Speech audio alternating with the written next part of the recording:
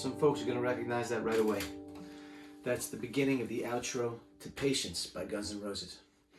And it's a cool example, or partly a cool example, of something I want to talk about in this video, which is triads and inversions. What's a triad? What's an inversion? Why does it matter? And how is it going to help me become a better guitar player? So a triad is the fundamental foundation of a chord. In fact, it is a chord. Let's take the first chord of the outro of Patience, which is D. Now the notes that make up a D chord in order are D, F sharp, and A. They are the root, the third, and the fifth of the scale D major, or the key D major. So D major in order goes D, E, F sharp, G, A, B, C sharp, and D. D was the first tone, E was the second, F sharp was the third, G was the fourth, A was the fifth. Root, third, fifth. This is a major triad, and it is the foundation. It is D major chord.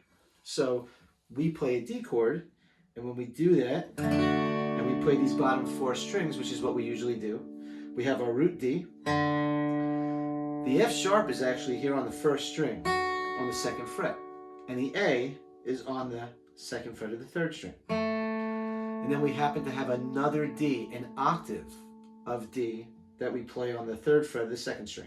So in order we have D, A, D, and F sharp, but the important thing is all three of the notes that make up the D major chord, the D major triad, are accounted for. D, F sharp, and A. Now the second chord that we play in Patience, we actually take the F sharp from here, and some people do it with their thumb, other people recalibrate the chord this way, and what we do is we take the F sharp from here and we put it on the bottom. Right, so now I'm not just playing D anymore, I'm playing D with F sharp in the bass. What I've done is I've taken the second note in the triad, which was the third note in the scale. Remember, D was 1, E was 2, F sharp was 3. So our triad was root 3, 5, D, F sharp, and A.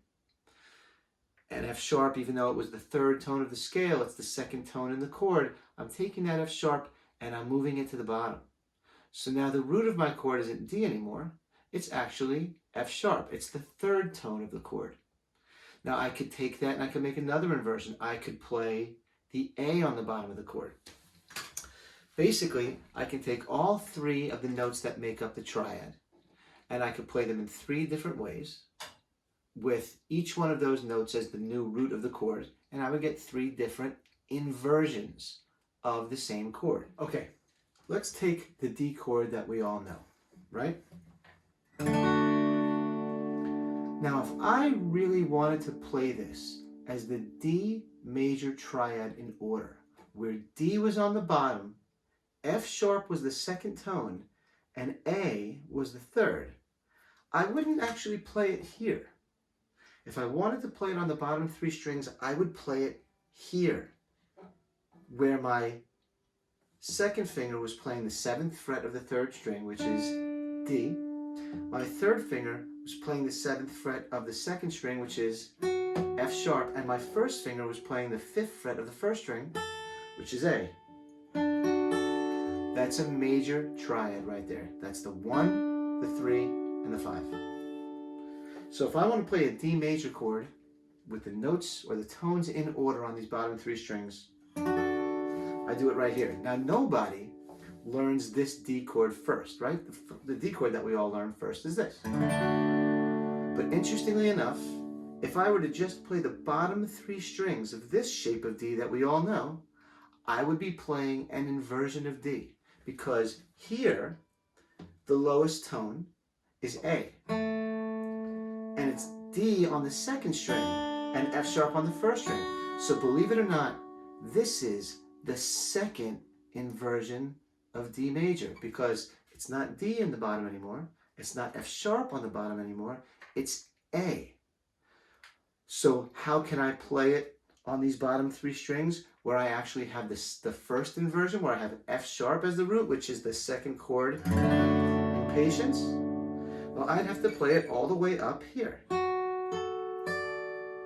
In this case, on the 11th fret of the 3rd string, here's my F sharp. On the 10th fret of the 2nd string, there's my A, and I'm flattening my 1st finger on the bottom here to also play the 10th fret on the 1st string, which is D. So watch this. D major triad, 1st inversion, 2nd inversion, which I could also play up there, an octave higher. So watch this again.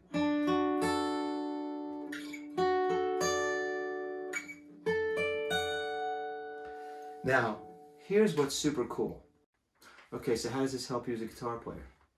The truth is it has a wide variety of potential applications, but let's take it back to the song we started with. Let's take it back to Patience. And let's pretend for a moment that Patience was not a song that existed yet. Instead, it's a song that you and a friend of yours who are in a band together have been writing together. And then you've been looking for this chord progression for the end of the song. And one of them says, hey, what do you think about this? I got this D over F sharp, and this G.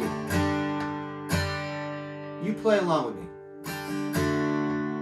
And you think to yourself, I really like that chord progression, but I don't want to just solo over it. This is not the time in the song for just a lot of lead playing. What this really needs is for me as the secondary guitar player to add some color, to maybe play some similar chords but with some different voicings, to open it up so that I'm playing the same harmonic elements of the chords that are being played, but in a different place. Okay, well, while my buddy's playing D, I'm going to come up with maybe this. And then I'm going to go, when they go to D over F sharp, because here's my F sharp in the bass. So I've got my D in the bass, my F sharp in the bass, and now I'm going to find G. Well, I can go back to the shape that we all know and love of D, which is technically, as we said, the 2nd inversion of D. And if I were to move this up a whole step, another half step, and another whole step, I've got a D, E, F, G chord, or the 2nd inversion of a G chord. So watch this. I've got D, D over F sharp, G, again,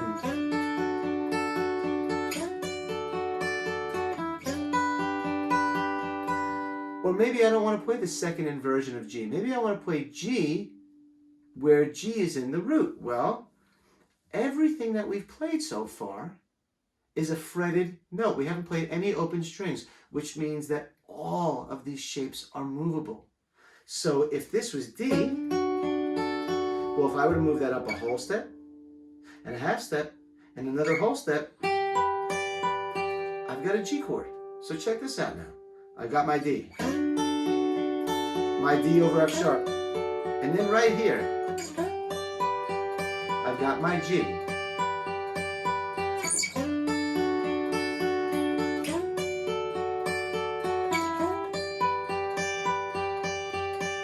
And I can take all these different inversions and play them in different ways, because they're all going to sound good. They're all the same chord. They've just got different tones in their respective roots. I can play D this way.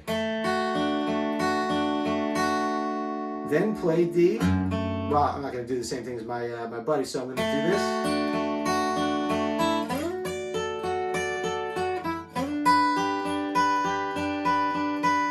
Now I'm going to come back here. And I can even play this. And there's my G. And my D here. My D here. My G here. So hopefully what you're seeing is that just by knowing these 3 different chord voicings based on these inversions, which are just us finding the notes in the triad on these bottom 3 strings, I've got just a continuously changing palette or options with which to improvise over somebody or play along with somebody to present color within the context of their song.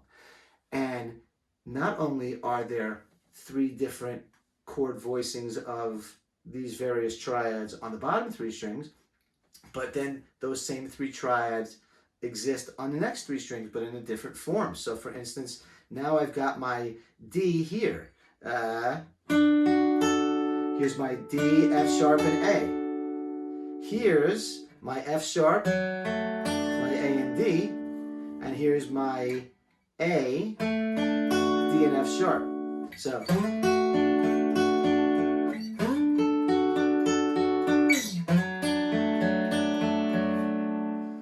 I realize this may be a lot of information for someone who hasn't done a lot of exploration of the fretboard, or also who may not have a tremendously rich background, let's say, yet in chords and music theory. And for that, I'd recommend you check out another video of mine which talks about scales and how chords are built off of the tones of scales. And I'll put a link to that at the end of this video.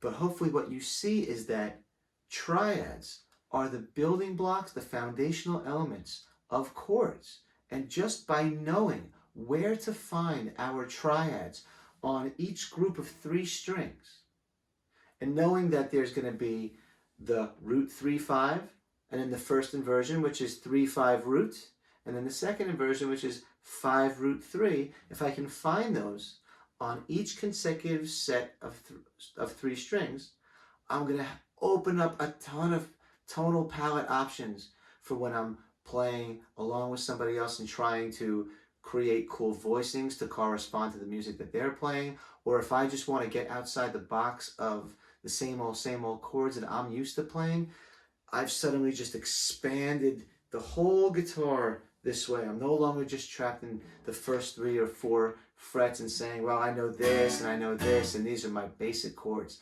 Now you've got a whole wide variety of options. So hopefully that's at least a good taste of what triads and inversions can offer you. Hopefully you get a little bit of a basic understanding of it.